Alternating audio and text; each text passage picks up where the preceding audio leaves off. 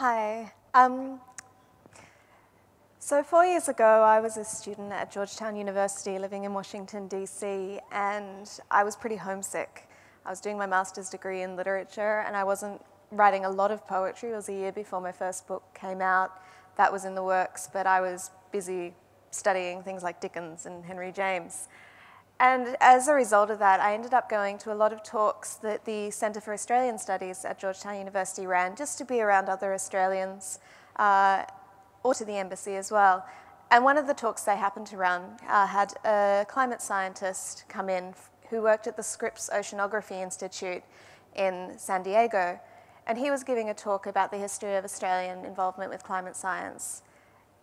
I was fascinated by his talk and haunted by it, but the thing that really came out of it for me was an offhand remark where he mentioned that the Scripps Institute had just published a study showing that there was a 50% chance that by 2025, Lake Mead, which is the reservoir formed by the Hoover Dam on the Colorado River, would be dry. And Lake Mead is the source of water for 17 million people.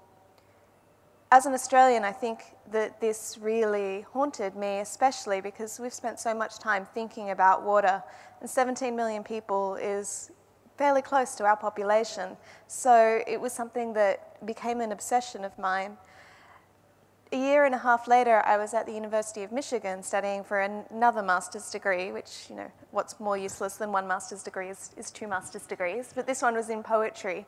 And as part of that degree, we had to write a thesis that was creative. I was writing about all sorts of things, from Hansel and Gretel to Australian explorers, but Lake Mead was at the back of my mind the entire time.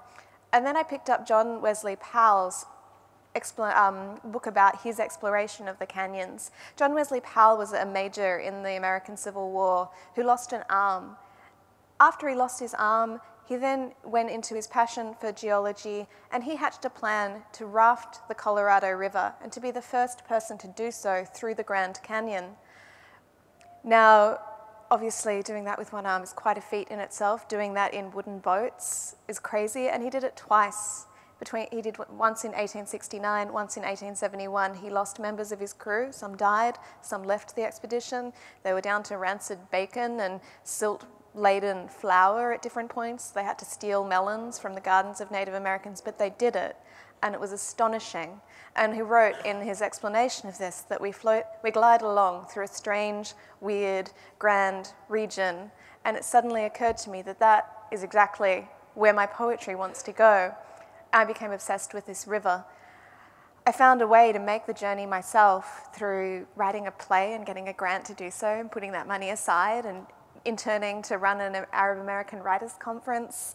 And also my university supported me to take a trip, and I drove the 1,500 miles, so longer than that the river runs from the Rocky Mountains down to the Delta in Mexico. I actually had to turn back at the Mexican border because my funding wouldn't let me go into Mexico because of drug cartel activities, but I saw the river in so many different places along the way. This is a picture of Horseshoe Canyon just outside Page, Arizona, where Glen Canyon Dam is formed, and it's the canyon. It's just before the Grand Canyon begins, and it was possibly the single most astonishing thing I've ever come across, to walk a mile over slick rock and then have this absolutely sublime view come out at me.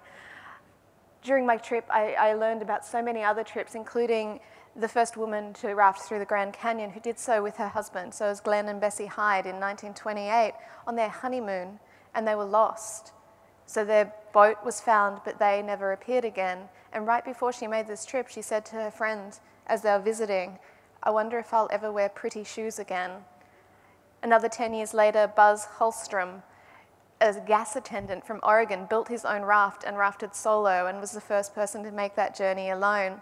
And so between this running out of water and the river basin as a whole is the water source for 38 million people, as well as this, so the technological sublime of our damming and our overuse of water, and the natural sublime of the Colorado River forming these canyons through red rock country became my obsession.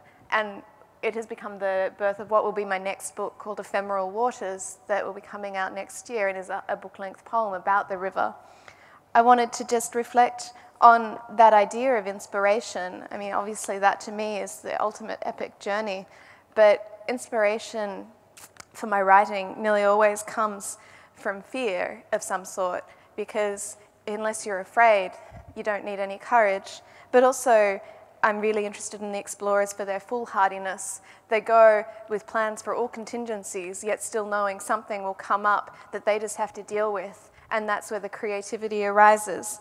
And finally, it comes out of obsession, which I used to feel guilty about until one of my teachers told me to trust my obsessions. And obsessiveness is what gets us into the craziest places in the world.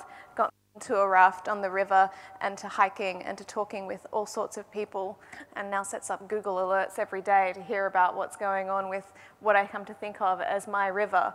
I passionately believe that poets have things to say about our world, and that everyone likes poetry, they just don't remember that they do. And I hope that this will be able to bring people, hey, you loved Dr. Seuss when you were a kid, that's awesome.